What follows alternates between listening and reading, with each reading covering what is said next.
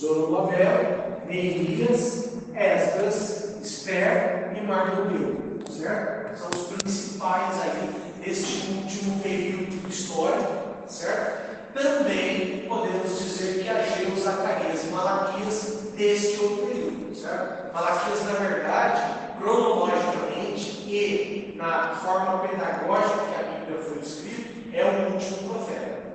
Depois de Malaquias, o próximo profeta que aparece em Israel é João Batista, certo? Então, entre Malaquias e João Batista, nós temos aquele período chamado de silêncio profético, ou período interbíblico, certo? 400 anos onde não houve profeta. Há uma movimentação religiosa, histórica, gigantesca, tanto em Israel quanto no mundo, durante esses 400 anos. Mas, profeticamente, nós não temos. Da mesma maneira que nós temos uma grande movimentação profética no período pré e durante o cativeiro na Babilônia, nós temos ausência de profetas a partir daí, apenas com Ageu, Zacarias e Malaquias, certo?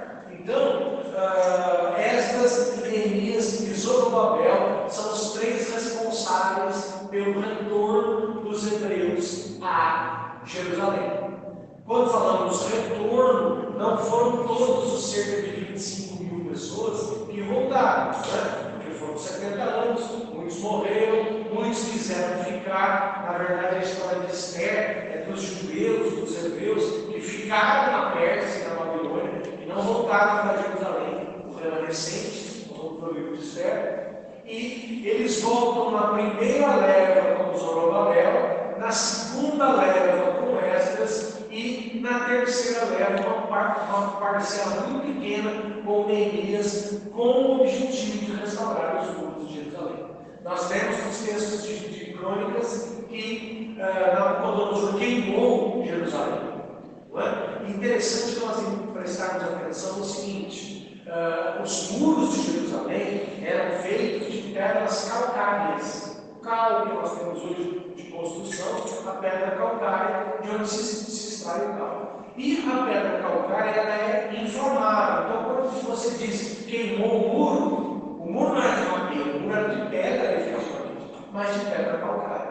O templo de Jerusalém, quando você vai lá em 1 Livro dos Reis, você vê que muitas das edificações do templo eram de madeira revestidas de ouro.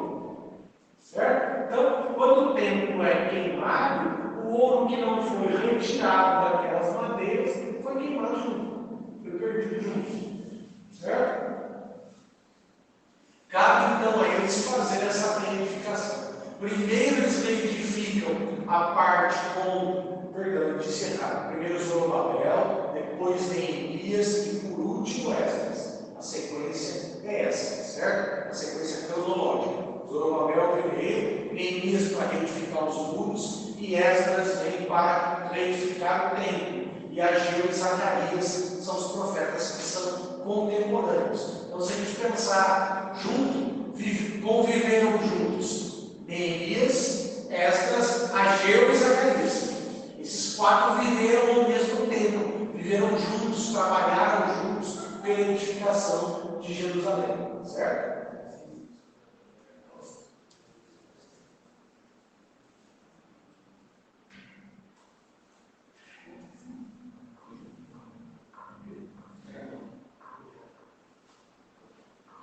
Então, eles conviveram juntos em todo esse período.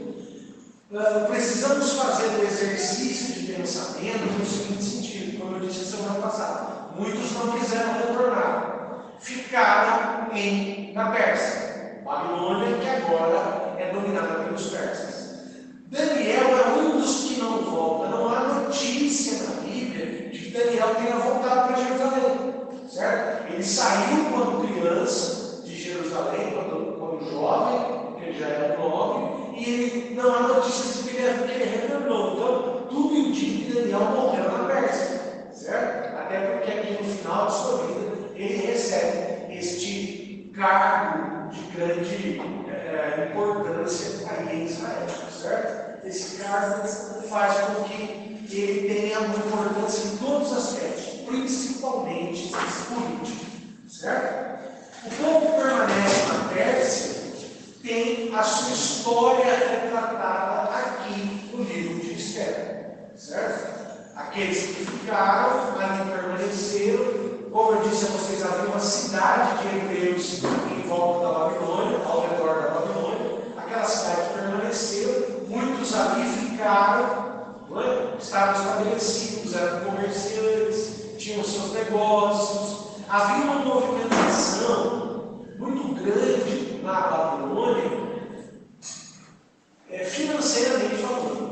Nós não podemos dizer que eles tinham bancos, como nós temos instituições financeiras hoje. Mas aquilo que é o prenúncio dos bancos, das movimentações financeiras, nós temos na época da Babilônia. A figura do agiota, aquele que empresta dinheiro a juros, já existia naquela época. E muitos hebreus eram exatamente estes que movimentavam o mercado financeiro. Você conhece muito bem a história do cheque. Já ouviu falar como é que o cheque surgiu? Eles eram mercadores, viajavam grandes distâncias, viajavam. Marco Polo, por exemplo, viajou de Nápoles, na Itália, até a China.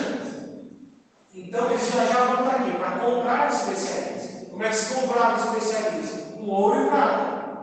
Só que essas viagens tinham que ser longas, eles tinham que parar para dormir, eles tinham que parar para descansar os animais, e essas viagens acabaram ficando perigosas. Por quê? Para as viagens eles levavam muito dinheiro, muito ouro, muita prata.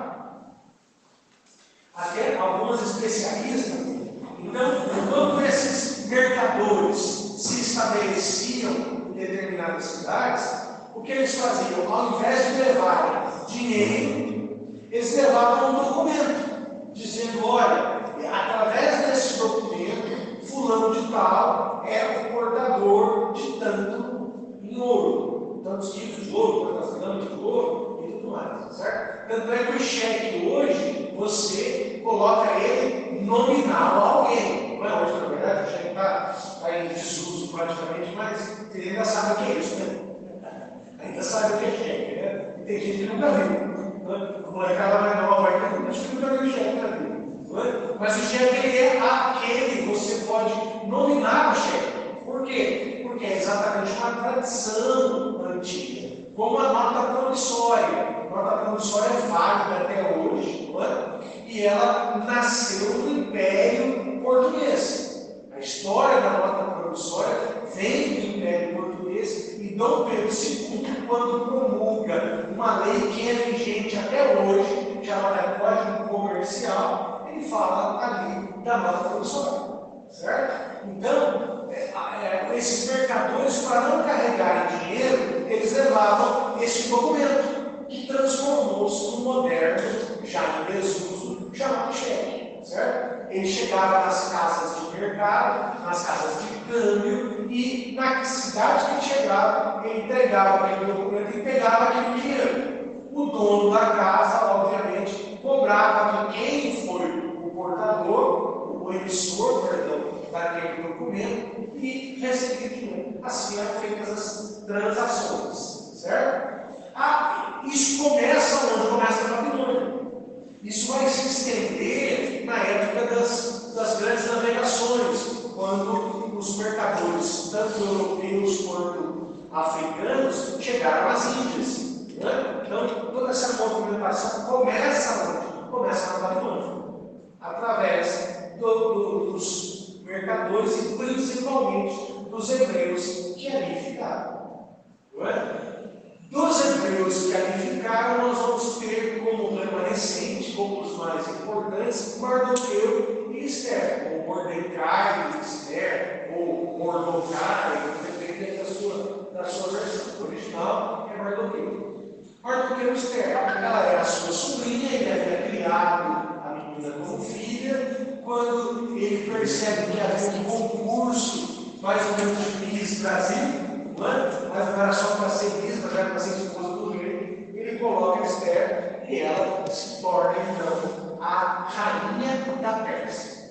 Esconde a sua nacionalidade, porque os judeus que ficavam na Pérsia, a exemplo do que aconteceu em Daniel capítulo 6, quando quando ele é jogado na cova dos leões, eram perseguidos. Por quê? A mesma história da Segunda Guerra Mundial. Tinham muito dinheiro, estavam num lugar que não era o lugar deles, desenvolviam uma cultura diferente da cultura do povo, porque eles mantinham a cultura deles, dos sacrifícios, da lei de Moisés, mantinham tudo aquilo num país completamente diferente. Não é? Foram perseguidos. O maior perseguidor deles foi Amã, não é? Que no final da história acaba sendo morto com a forma que ele havia preparado para Mardoqueu. Certo? Vamos ler. Eu achei que eu estudando essa semana, eu encontrei um rabino que conta essa história que eu vou contar para vocês, e eu achei fantástico. Esther capítulo 9.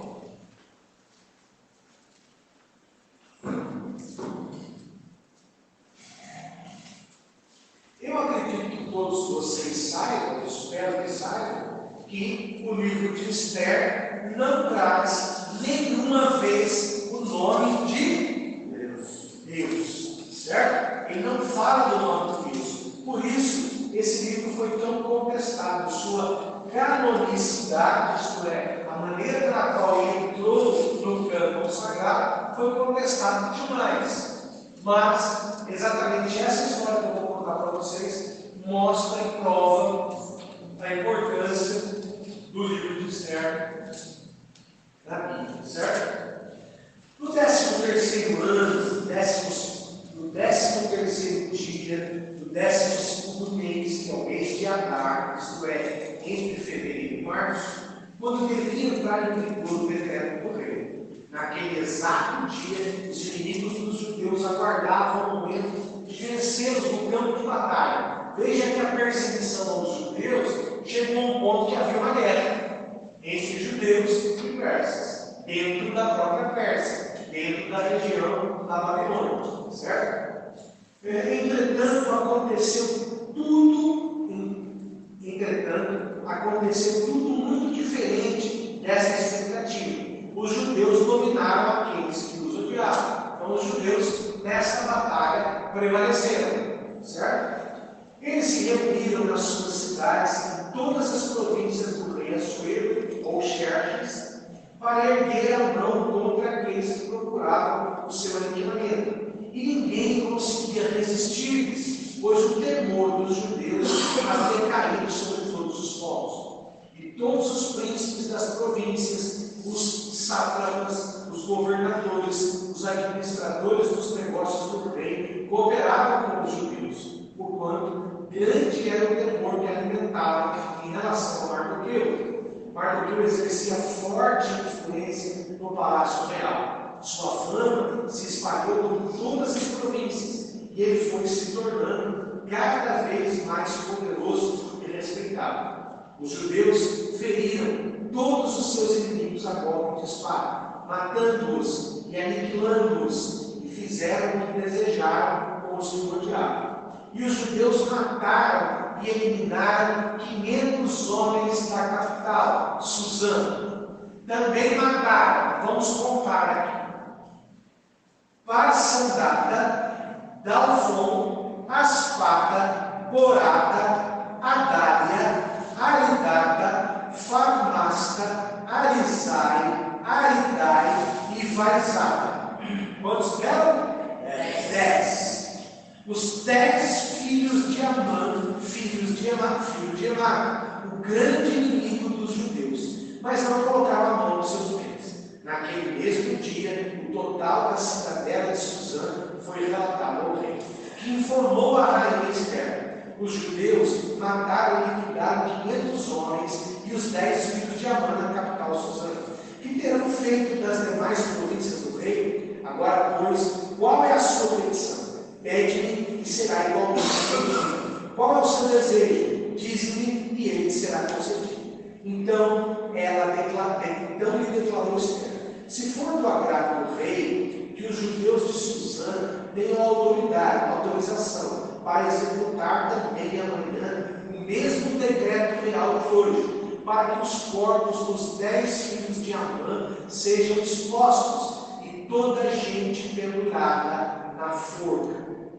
Eu estou olhando aqui em James. Quem tem outra versão para ler para mim? o versículo 13, por favor. Então Esther disse: se for do agrado do rei, permita aos judeus de Suzã que também amanhã façam o segundo decreto de hoje, e pendurem na forca os cadáveres dos 10 filhos de Amã. Pendurem na forca os cadáveres dos 10 filhos de Amã. Certo? Ora, eles estavam mortos. Tá? Os arqueiros já fez morrer. Agora ela tem que pendurar os 10 corpos na forca. Dá para enforcar alguém que está morto? Era apenas uma exposição dos 10 mortos. Certo? E veja que ela diz: que seja autorizado amanhã o mesmo decreto real. Certo? Agora eu vou pegar aqui, não me lembro o nome, que é o nome alemão.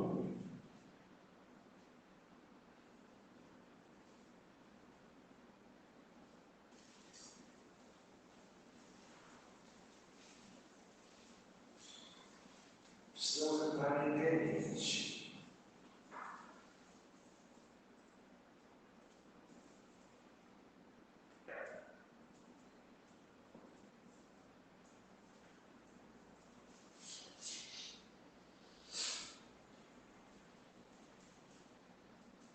Não é o maior crise, não, tá? Juros.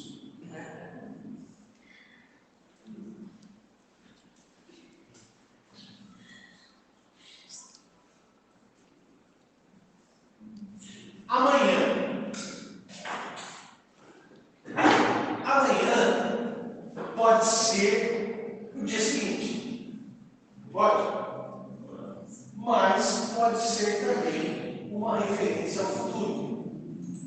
Certo? Pode ser uma referência ao ano que vem, amanhã as coisas vão acontecer diferente e tudo mais. Mas viu ali? Voltou em Enterprise de novo? Fica mais fácil, né?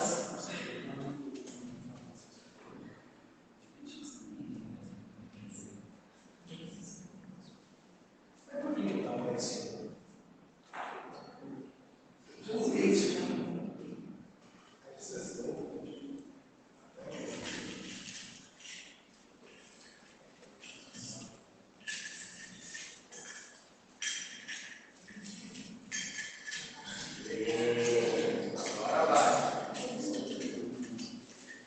Bom, fala, nós estamos falando de algo que aconteceu com Esther, certo?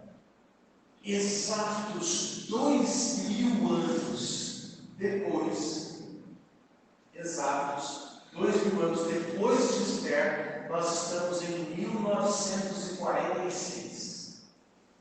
O que aconteceu em 1946? 1945 termina a Segunda Grande Guerra, onde Adolf Hitler com o seu exército mataram 6 milhões de judeus.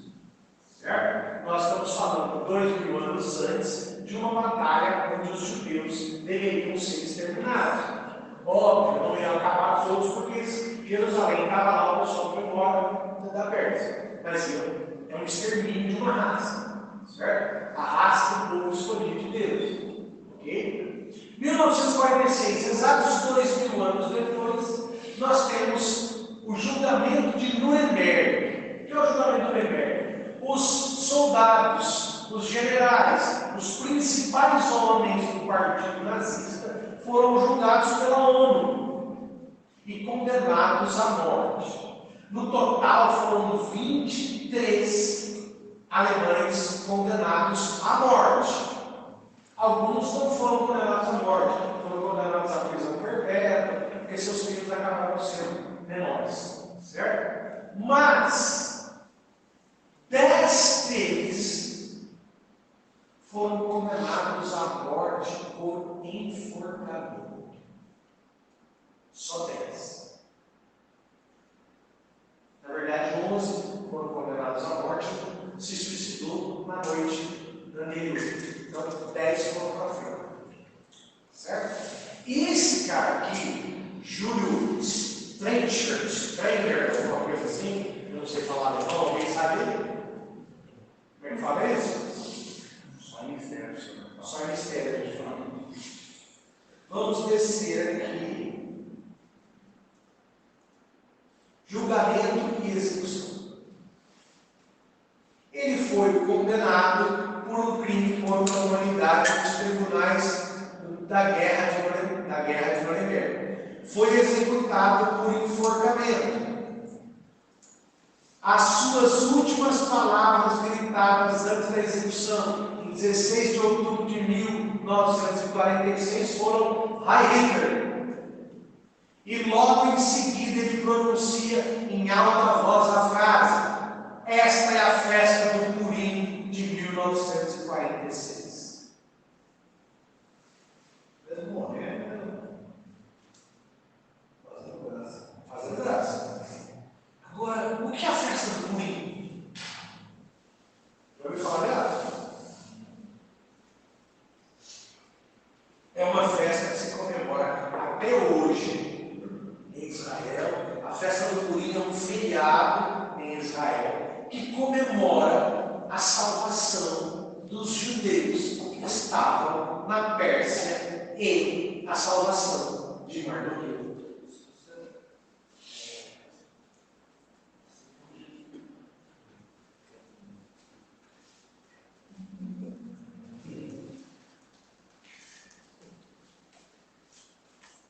A festa do Purim é a comemoração da libertação dos hebreus na Pérsia. Então, o que os rabinos dizem é que Esther, quando fez esse ato, ela estava, na verdade, profetizando o que iria acontecer 2000 anos depois com a Segunda Grande Guerra. Porque 10 homens foram expostos. Um deles, alemão, que gritou Heil Hitler antes, quer dizer, é o cara que odiava judeu. Certo? Os outros disseram, isso é injusto, Deus salve a Alemanha, é um absurdo eu morrer desse jeito, papai, pronto, verdade. Esse que grita isso. Esta é a festa do Purim. Foi sarcástico? Óbvio que foi. Porque ele estava morrendo porque os judeus foram salvos. Então, exatamente o que aconteceu com aqueles 10 filhos de Amã que morreram e depois o próprio Amã morreu também enforcado. Então vejam por que o livro de Esther está colocado na Bíblia. Apesar de não citar nenhuma vez o nome de Deus, não fazer referência ao nome de Deus, mas é a história da preservação dos hebreus. É a história de salvação dos hebreus. É a história que, a partir daí, comemorou-se aquilo que eles chamam até hoje de festa do Purim. Nós temos de 1946 até agora, mais ou menos 60, 70 anos, certo? Então, há mais de 2070 anos se comemora aquilo que aconteceu através de uma moça chamada Esther, que era judia e que se tornou rainha da Pérsia. Não rainha de qualquer outro reino, nem rainha do seu próprio reino, mas rainha da Pérsia. Certo? Então, eu quis trazer a informação da morte dele para que vocês pudessem ter essa certeza de que aquilo que está escrito na Bíblia, aquilo que foi dito na palavra de Deus, tem um eco 2000 anos depois. Pode ser coincidência para os céticos? Até pode. Mas é muita coincidência. Mas o nome festa do Purim foi escolhido quando, sabe? Logo em seguida. Tá aqui da Esther. Esther, exatamente. Ó, 9:16. Entre eles, os demais judeus que viviam nas províncias do Império, da mesma forma se reuniram para se proteger e se livrar dos seus inimigos. E exterminaram 75 mil homens, os que os odiavam, mas não se apossaram de qualquer dos bens dos seus inimigos. Todos esses fatos ocorreram no 13º dia do mês de Adar, e no 14º dia descansaram, e fizeram desta data um dia memorável de festa e de júbilo.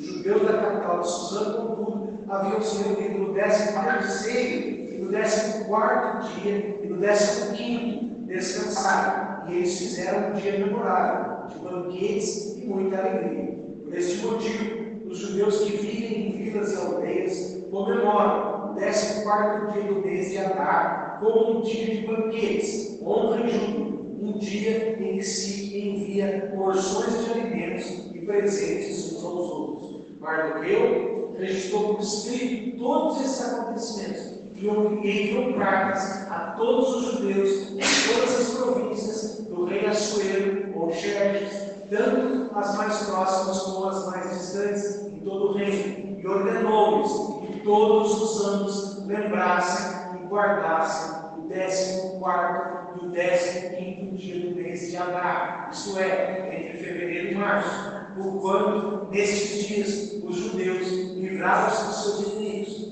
Neste mês, a sua humilhação e tristeza tornou-se em honra e júbilo, e o seu canto num dia de festa. Escreveu-lhes recomendando que comemorassem aquela data memorável como dias de festa e felicidade, de troca de saudações, presentes e ofertas aos pobres.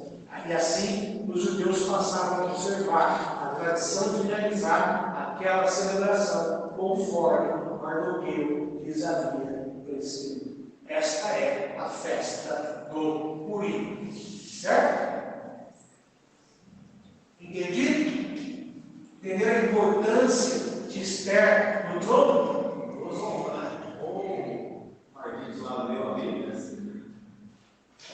Eu acho que ele lia a Bíblia, não sei, pode ser. Ou ele leu a Bíblia, Mas ele sabia que, obviamente, havia a festa do Purim, porque, na verdade, os alemães perseguiram tanto os hebreus, que eles estavam, os judeus, né? Eles estavam um jeito de acabar com eles. E uma das formas seria conhecer a cultura e destruir a cultura deles. Né? Tanto é que os campos de concentração existiam exatamente para isso. No campo de concentração não era permitido o Shabat, que é guardar o sábado, não eram permitidas as festas, que são as festas de libertação. Eles cortaram tudo. Por quê? Para miná-los culturalmente. Então, obviamente, ele conhecia a tradição, sabia o significado. E quando ele vai dizer que o enforcamento dos velhos era a festa do Purim, ele estava se referindo a mim. Sem dúvida nenhuma. Porque 10 mortes, 10 enforcamentos, no lado, e a mesma festa logo em seguida. Tem fundamento, né? Não só não acredite em profecia, não é? Acaba tendo fundamento, certo?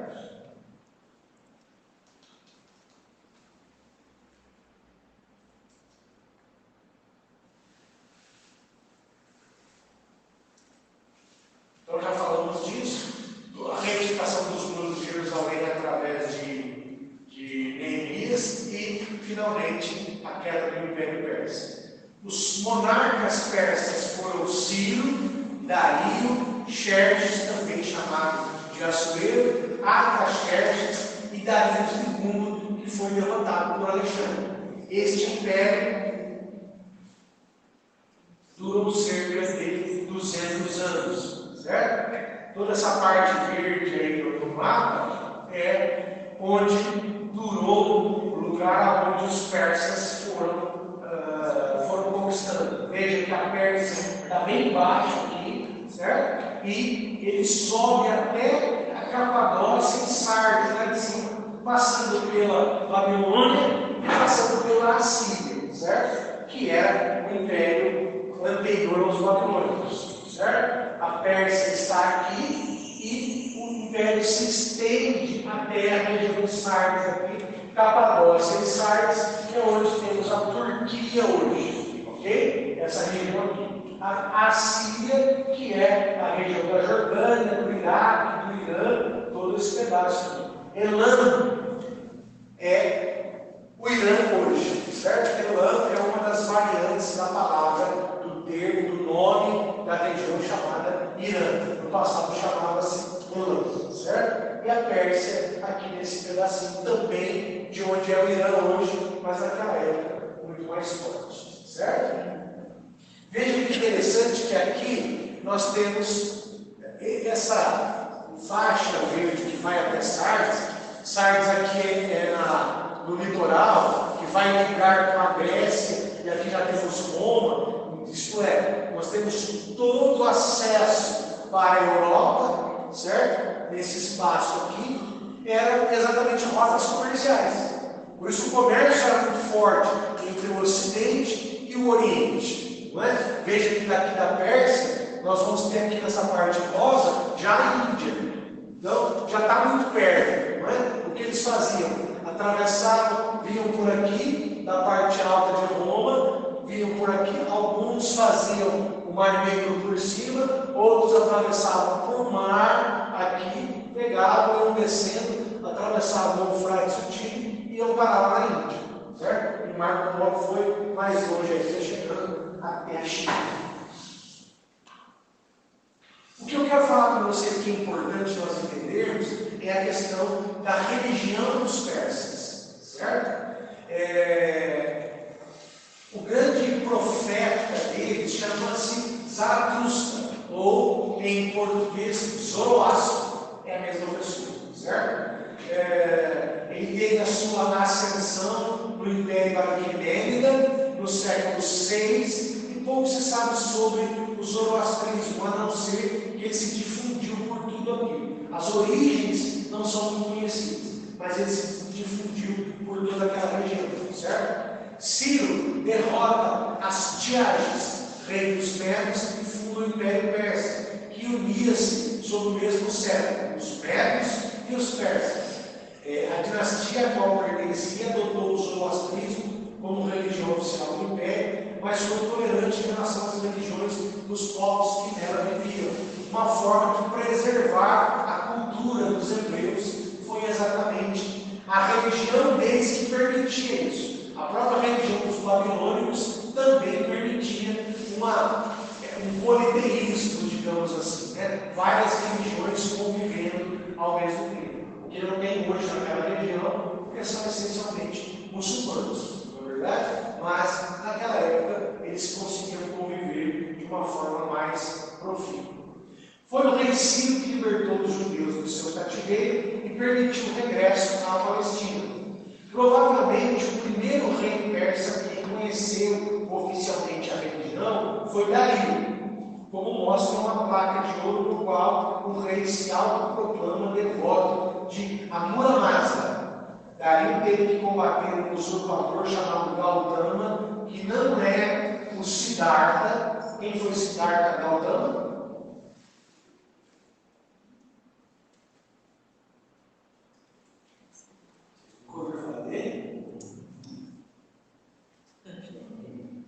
Eu não vou falar não, professor. Vocês são crentes, né? Tem novela que você assistiu? Tinha uma novela que tinha um cara que chamava Siddhartha Gautama.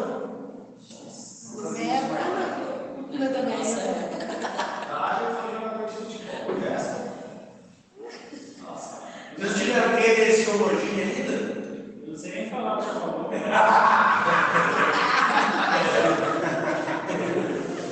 Siddhartha Gautama é Buda.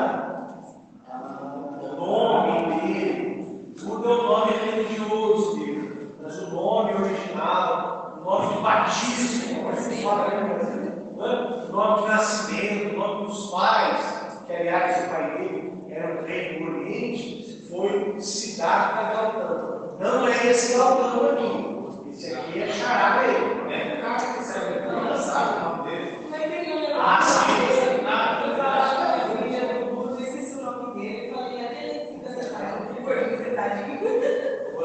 Viu? Você pode perguntar para qualquer budista, quem sabe quem foi o nome. Pergunta para você ver. Na rua de casa tem uma igreja de Buda, sabia? É. Eu não gosto dele. Mas qual que é a religião? Seixuí. Seixuí são budistas. Na rua da minha casa não tem aqui. Uma vez por mês, domingo, você só vê carro japonês. Espera soltado? Não, senhor, engraçado. Engraçado? No Rofado lá para cima tem alguma coisa também.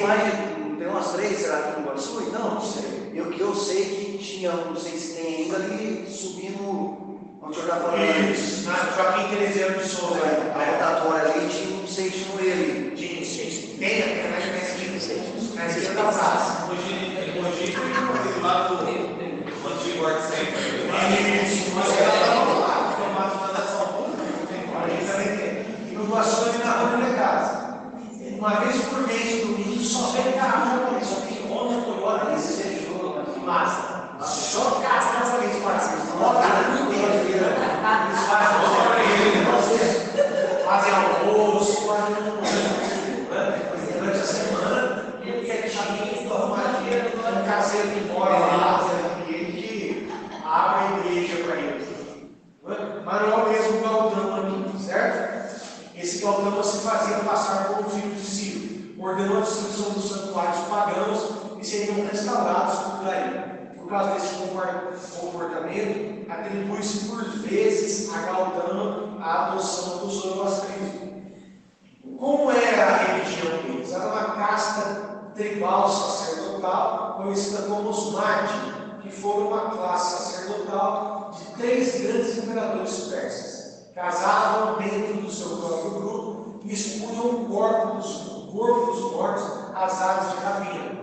Suas divindades, os Iazadas, também divindades chamadas Iazadas, estavam o sol, a lua, a deusa chuva, o deus vento e a deusa das águas e finalmente Mitra. Só para vocês ficarem conhecendo isso. Foram também erigidos grandes templos e altares de fogo ao ar livre. Artaxerxes chegou mesmo a ordenar a construção de templos em honra a Anahita nas principais cidades do Império. Durante este período também foi criado o calendário zoroastriano, que desenvolveu-se o conceito do Salxiante, segundo o qual um descendente de Zaratustra, nascido de uma virgem, viria para salvar o mundo. Está vendo? Mais uma história aí. Interessante que muitos traços do zoroastrismo permearam, foram sendo misturados, não é? Às principais religiões do mundo, como o judaísmo, o cristianismo e o islamismo, através das seguintes crenças: imortalidade da alma, vinda de um Messias, ressurreição dos mortos e juízo final. Não é? Óbvio que esta é uma informação que nós precisamos filtrar, porque estes conceitos já existiam entre os hebreus, desde os tempos de Moisés, de Abraão e tudo mais, certo? Lembrem-se, nós estamos falando dos descendentes de Sem, certo? Dos 3 filhos de Noé, apenas os filhos de Sem é que serviram a Deus, certo? Mas nem todos foram fiéis, nem todos. Eles foram criando suas variantes, certo? Se nós formos analisar a igreja evangélica hoje, ela não é unissona.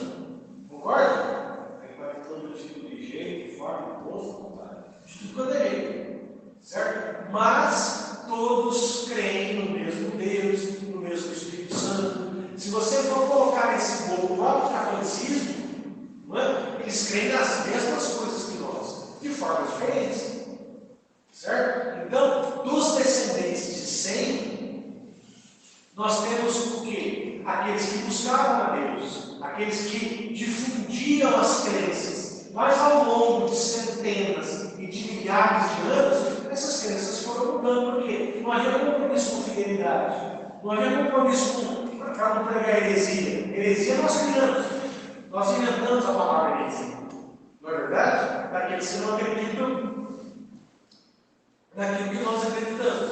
Então, ao longo dos anos, as histórias sobre Deus foram sendo disseminadas. Quem conta um conto aumenta um conto, não é? Foram aumentando, foram tomando forma. Por exemplo, existem mais de 8 narrativas do dilúvio.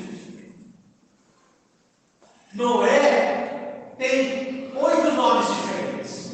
A arca tem 8 formatos diferentes. Os sobreviventes dos animais têm 8 formas diferentes de se serem preservados. Se você for na história da China, vai encontrar a história de um dilúvio. Quando você lê a história, você vê a semelhança com a história de Noé. E quando você vai buscar a data disso, ela é semelhante à data que aconteceu com Noé.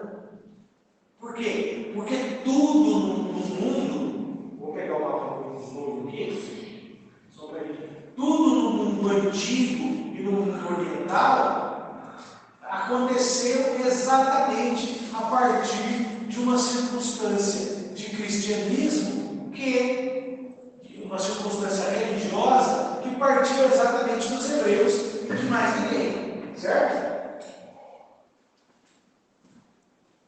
Então nós temos, olha, nessa região, dentro do quadrado aqui, o Éden, e nessa região onde a Arca de Noé desce, certo?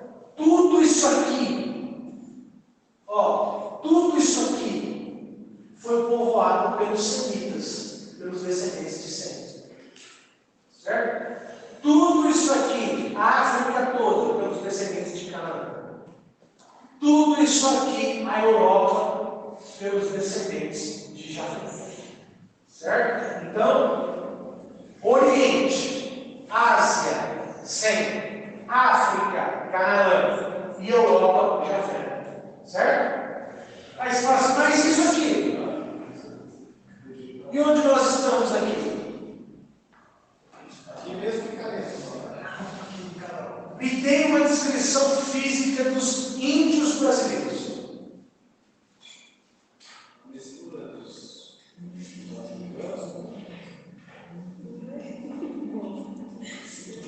Acho que são bolivianos. Oi?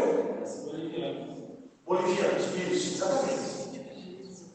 Cabelos negros e lisos, certo? Pele escura, diferente dos africanos que têm a pele negra, a pele é escura, por isso que eles são chamados. Se nós formos minimizar para cores, nós temos o branco, o preto, o amarelo e o vermelho. Quem é o amarelo? É o japonês. E o vermelho são os índios. Certo? Índio. Feminino de índio. Índia. O que é Índia? Oi? Não. A origem. O país. Certo? É o país. Por que nós usamos a terminologia índio? Não. Porque os portugueses chegaram aqui, viram os moradores da Bahia e chamaram eles de índios. Porque eles têm a mesma semelhança física dos indianos. Sei? Qual é o tipo físico do indiano? Pele escura, cabelo negro e liso e baixa estatura. Por quê? Porque a América foi descoberta, nós falamos que foi Colombo e que foi Cabral, e que aqui em cima foram os ingleses e franceses, falamos isso. Mas quem descobriu efetivamente a América não foram os europeus, foram os descendentes de Sem. O iraquiano não tem mais ou menos o mesmo biotipo. O árabe não tem mais ou menos, o árabe é um pouco mais claro, mas tem o mesmo biotipo deles. Por quê? Todos eles são descendentes de Sem. Como é que eles chegaram aqui? De navio? Aqui, esse lugarzinho chamado Estreito de Bering. Certo? Isso na quinta série. Vocês vão dar aula. Está todo mundo com cara de que não escuta essa palavra, meu Deus do céu. Você vai ter de quinta série, gente. Você está fora. Mas o tempo que eu estudei faz mais tempo que você nasceu. A sua irmã vai ter um catapora, por isso. De 9 anos, dia de Natal, eu acordei com catapora, em 1979. Nossa! Perdeu na festa do novo O ano.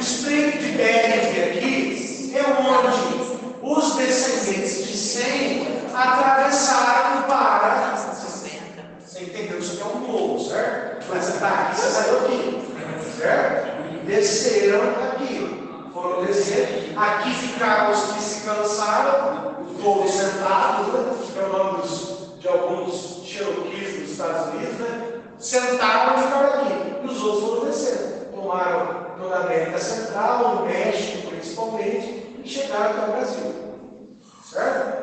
Então, por que índios? Porque eles tinham o biotipo dos indianos. Então, acabaram dando essa denominação. Tanto é que os americanos não chamam os moradores originais das terras americanas de índios. Só nós aqui, porque Cabral usou essa analogia, certo? Lá em cima não tem esse nome. Não é? Aqui nós temos os incas, os maias, os astecas, aquele povo tão desenvolvido, muito mais desenvolvido que os europeus, mas que não tinham guerra e acabaram sendo dizimados pelos europeus e tudo mais.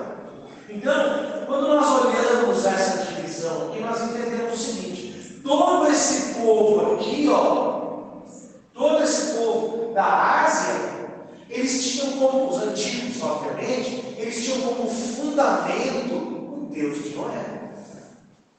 Certo?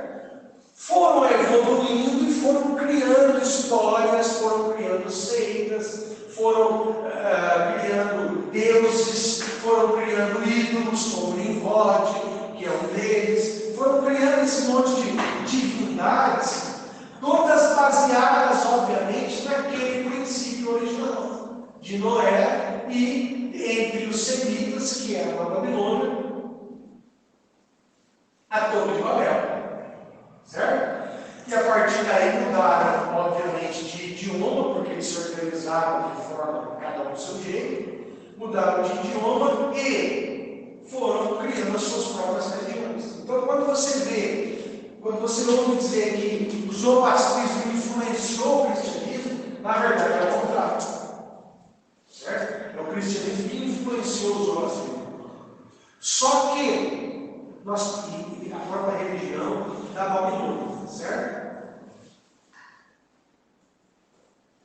Só que nós precisamos entender o seguinte: o povo que voltou da Babilônia, que foi para Jerusalém com Esdras, com Neemias, com Zorobabel, os 3 profetas, eles vieram de uma convivência, de uma geração na Babilônia. Certo? Eles tinham o dinheiro da Babilônia, eles tinham a religião deles, mas tinham que respeitar a religião da Babilônia, porque a Babilônia respeitava a religião deles.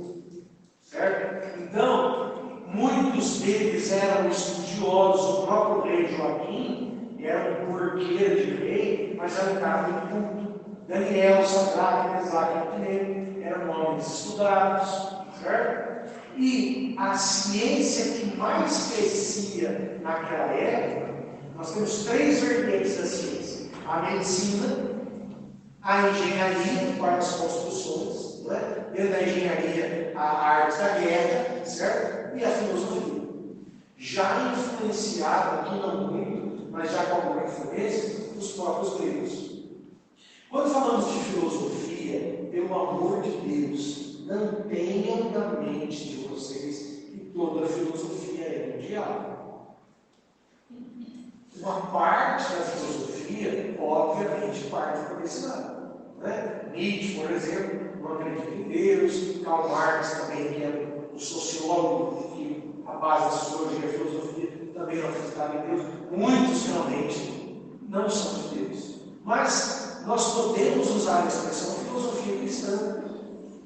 Quando nós lemos, por exemplo, o Sermão do Monte. Quando você fala bem-aventurados os pobres de espírito, quem é o pobre de espírito? Quem é o pobre de espírito? O pobre de espírito que, segundo a Bíblia, ao que eu entendo, o pobre de espírito é aquele que ele é dependente de Deus, né? Por si só. Ele tem dificuldade, né? Então ele é dependente de Deus para tudo, né? Então ele é um pobre de espírito, né? Dependência, né? Divina, né? Eu entendo mais. Quem tem uma outra opinião sobre isso? Eu acho que o pobre de espírito é a pessoa que ainda não conhece a doença. O que vocês fizeram agora?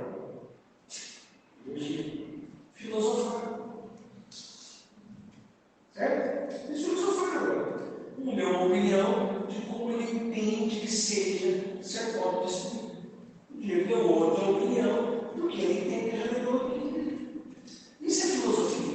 É expormos os pensamentos e muitas vezes não dizermos você está certo e você está errado, ou você está certo e você está errado. Não, os dois podem estar certos. Numa ótica, numa forma de enxergar. Certo? Então, a filosofia, ela não é do diabo. Uma parte da filosofia é do diabo. Uma parte da música é do diabo. Uma parte da política é do diabo. Uma parte da história, todo mundo é assim. Todo lugar tem isso. Não é? Então, não sejam cavalo de charrete. Cavalo de charrete tem o que aqui? A pata. Para ele não enxergar os lados. Não é? Ele deu foco. Não é? Não sei, não põe a tapa nos seus olhos. Tenha a visão aberta para você compreender isso. Certo? Quando nós entendemos isso, nós vemos que, principalmente os religiosos de Israel, eram filósofos. Eles copiavam a Bíblia, não temos ainda imprensa, copiavam os pergaminhos, os rolos que eram guardados, escreviam suas filosofias. Nos pergaminhos do Mar Morto, que foram encontrados em 1948, 49, nós temos originais do escrito de Isaías, mas também temos muita escrita que não é canônica, que não é bíblica, mas é poesia, é história, são filosofias de pensamento deles, que estavam guardados lá nos cântaros, no meio do Mar Morto, nas cavernas lá. Certo? Então a filosofia permeou a história dos hebreus que aprenderam a arte da filosofia quando estavam na Babilônia. Quando eles estavam em Israel, os cronistas viviam apenas, única e exclusivamente, dos escritos sagrados, do Pentateuco escrito por Moisés, dos livros históricos, dos provérbios e poesias de Salomão, dos salmos de Davi, das profecias de Isaías. Eles viviam disso. A cultura deles era única e exclusivamente isso. Quando eles vão para a Babilônia e voltam, eles voltam com uma bagagem cultural grande. Espiritualmente fez mal para eles, mas culturalmente fez muito bem. Nós vamos ter essa distinção. Certo? Espiritualmente não foi bom? Não, porque virou a massa Caifás e crucificaram Jesus. Certo? Mas politicamente, culturalmente, foi excelente para os hebreus. Por quê? Abriu a mente deles. Eles influenciaram outras religiões, mas outras religiões também nos influenciaram. Por isso que qual o pano de fundo disso aqui? Vamos ter, na época de Jesus, partidos políticos religiosos. Certo? Quais eram os partidos políticos que tínhamos na época de Jesus? Primeiro, Zelote, saduceus,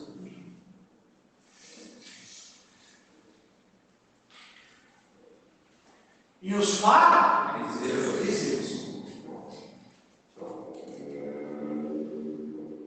Certo? Esses aqui eram a religião oficial. Esses eram os filósofos, certo? Esses eram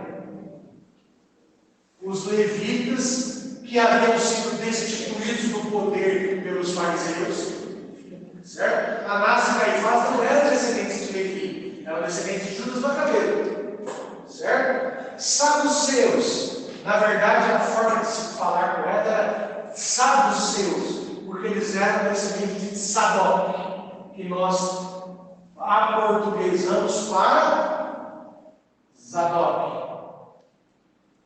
Professor, os saduceus então eram os levitas? Exatamente. Da tribo de Levi, o senhor fala? Isso. Mas eles não criam em anjo, não criam em ressurreição. Eles eram bem céticos a isso. E é aí que eu estou chegando. Exatamente aí que eu estou chegando. Porque eu falei tudo de filosofia. Para dizer que eles influenciaram a vida após a morte, a ressurreição. Mas receberam influências que culminaram exatamente isso que eu estou falando. Certo? A religião da época de Jesus não tem nada a ver com a religião que Moisés ensinou. mantiveram rituais. Os rituais, sim, mas a teologia da época de Jesus era completamente diferente da teologia de Moisés. Por quê? Porque era influenciada por eles, pelos babilônicos e pelos persas. Aí, aqueles que não acreditavam, certo? Os zelotes eram quem? Eram aqueles que queriam voltar às origens. Zelotes vem de zelo, certo? Aqui, os que queriam voltar às origens. Por quê? Porque eles se escondiam, eles iam para as montanhas, tanto é que os distritos de Qumran que foram encontrados eram os zelotes. Porque eles queriam o zelo da palavra. Nós temos aqui os frustrados que perderam o poder e os dominadores que tomaram o poder. 3 partidos políticos ligados à religião. Certo? Em 70 depois de Cristo, Jerusalém foi destruída novamente. Certo? Os romanos ofereceram porcos no altar que estava dentro do templo. Você sabe o que é um porco para o hebreu? Não é verdade? Um animal lindo. Eles fizeram isso exatamente para afrontá-los. Certo? Dentre os sobreviventes de Jerusalém, está um cara que eu não vou lembrar o nome dele. O nome original. Eu vou falar que eu posso falar, acho que é Cláudio, mas não tenho certeza. Esse cara era um dos hebreus que estava resistindo para Jerusalém cair. Ele tinha uma centúria, tinha 100 soldados ao lado dele. Certo? E ele era o comandante dessa centúria. Eles foram ficando encurralados. Num determinado momento, eles estavam encurralados com seus 100 homens numa caverna. Os comandos chegaram com aquele exército corrido e gigantesco. Certo? E falaram assim: quem é que manda vocês aqui? Sou eu. Então nós vamos fazer o seguinte: eu vou te dar 2 chances. Ou eu mato você, certo? Depois eu mato todos os seus soldados do sangue. Ou, se você quiser ficar vivo, eu preservo você e mato todos os seus. Só que você vai ser escravo de Roma. Que decisão você toma? Eu mato todos vocês, ou eu mato eles e deixo vocês viver. Foi bom te conhecer. Já viu o seu mãe. A maioria de nós diz o seguinte: falar comigo aqui, já que os meus amigos vão morrer, eu morro junto. Ele escolheu o contrário. Nossa, ele é falando, pelo menos ela tem uma chance de sobreviver e fugir. levantar o deserto. Quando ele chega em Roma,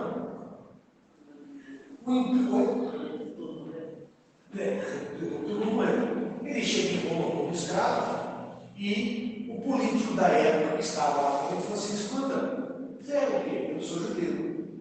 Então eu quero que você escreva a história dessa porcaria de povo de onde você veio.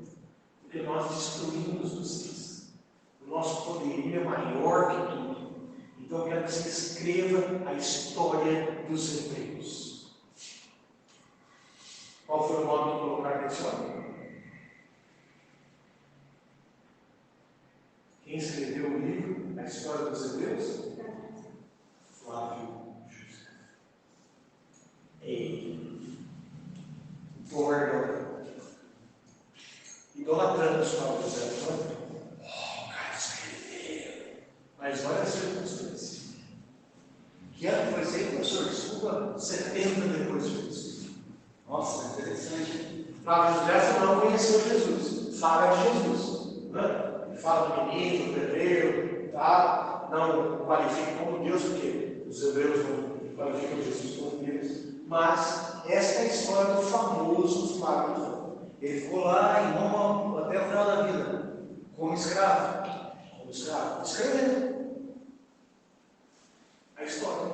E ele, com quantos anos será que ele foi pego ali, será? Porque ele conta muito detalhe, né? Ele narra assim, coisas. Eu fui convidado para a festa de aniversário dele, mas não fui.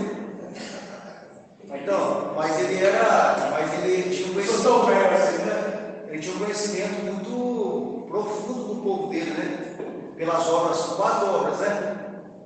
Na verdade, todo hebreu, todo judeu tem um conhecimento profundo do Senhor, por causa de algo chamado tradição oral, certo? É muito forte entre os hebreus. Para você ter uma ideia, pouquíssimos eram os hebreus que eram alfabetizados. Porque José era o que fazia a contabilidade do que entrava na casa de Jacó? Porque era o único que sabia ler.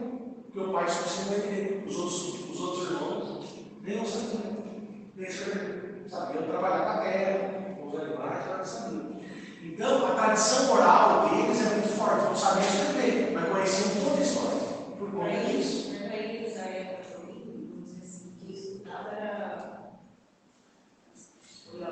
Depois de Samuel, havia escolas. Samuel funda a primeira escola em Israel. Havia escolas, os meninos normalmente ficavam dos 7 aos 13 anos na escola. Paulo já tinha vivido nessa época. Oi? Paulo já tinha vivido nessa época. Foi esse Paulo. 70 depois de Cristo? Eu acho que já morreu. Paulo foi para Roma. Paulo foi para Roma. Nos dias dele, ele foi para Roma. João estava vivo, João morre por momento. Na verdade, acaba sendo, nesse momento, deixa eu ver aqui quando foi Paulo. Não cita um outro, não.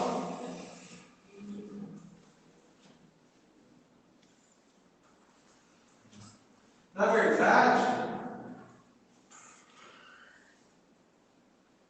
67 depois de Cristo, Paulo estava vivo, mas já estava nas viagens.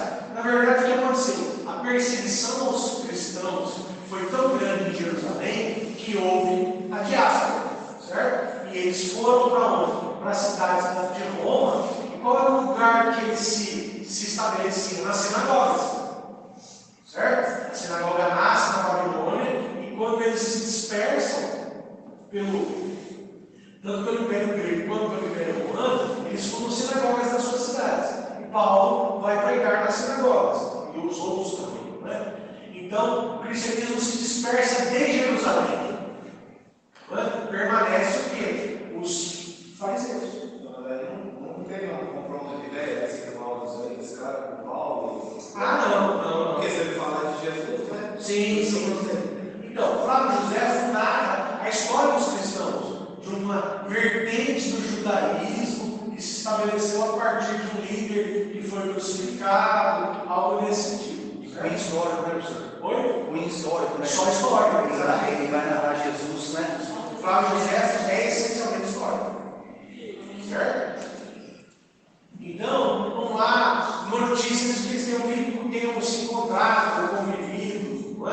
Paulo aí, segundo o que eu encontrei aqui, né? 67 depois de Cristo ele morreu. É mais ou menos isso, não é? Então, Paulo, obviamente, tinha notícias do que aconteceu em Jerusalém, mas já estava em Roma. Se não me engano, ele ficou 10 anos preso em Roma até ser decapitado. Então, ele já estava em Roma nesse momento. Certo? Tudo isso, gente, eu estou falando para vocês para quê? Para que a gente tenha exatamente a noção daquilo que aconteceu em Israel e da influência dessa globalização antiga que existiu, onde todos falavam latim, onde todos falavam grego, onde todos falavam aramaico, tudo misturado. Né? Eles tinham toda essa vertente de falar outras línguas. Por quê? Porque eram os povos que dominavam que acabavam prevalecendo. Então, latim, aramaico e grego eram o que mais se falava. Por quê? São os idiomas anteriores deles. Certo? Então, é nesse contexto que os hebreus viveram nesses 70 anos, foram influenciados. Zorobabel, Esdras, Neemias, Ageu, Zacarias e Malaquias, em seus tempos foram os guardiões da lei de Israel. Os profetas levando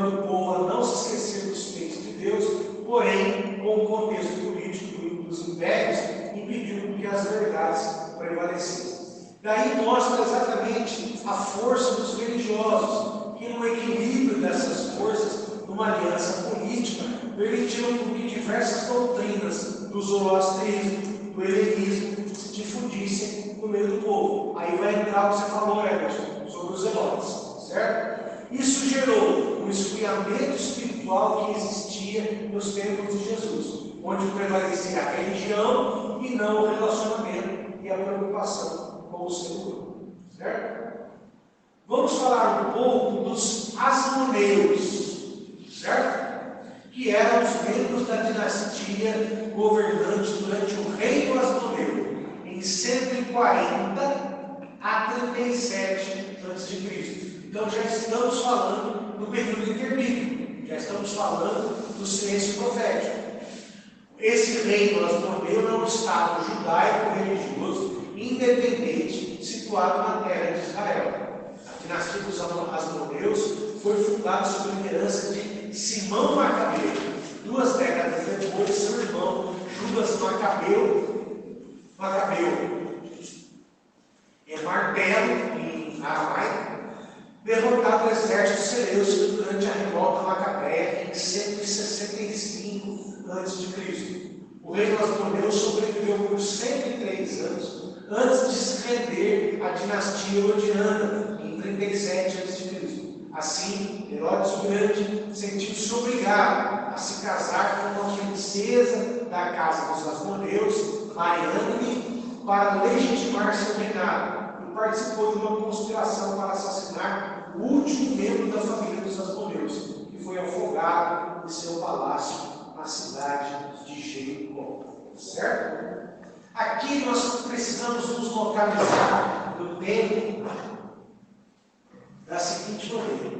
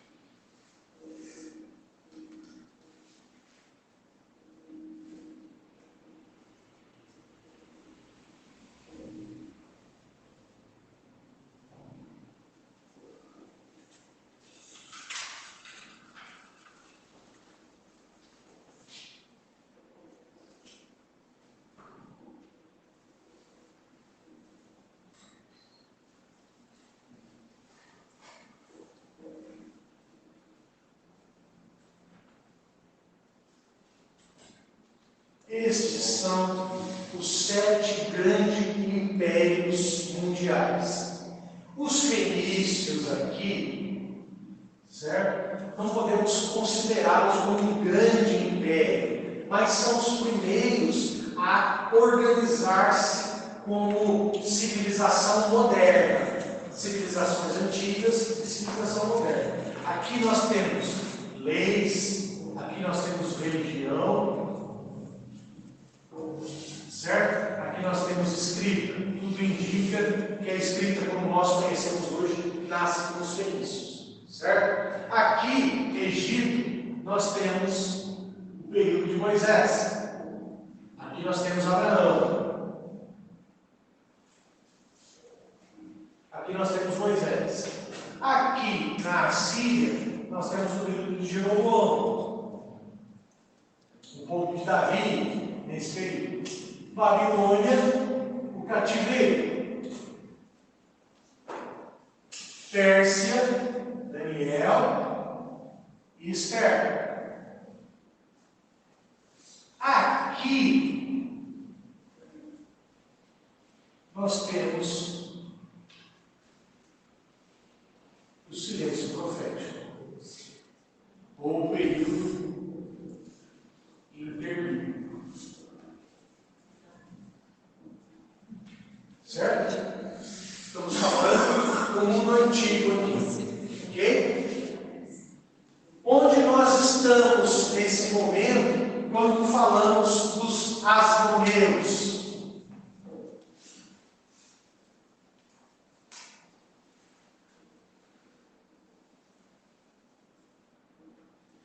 Estamos exatamente aqui no período do silêncio profético. Certo? Aqui se desenvolve uma nação. Deixa eu achar um mapa aqui na internet para mostrar para vocês.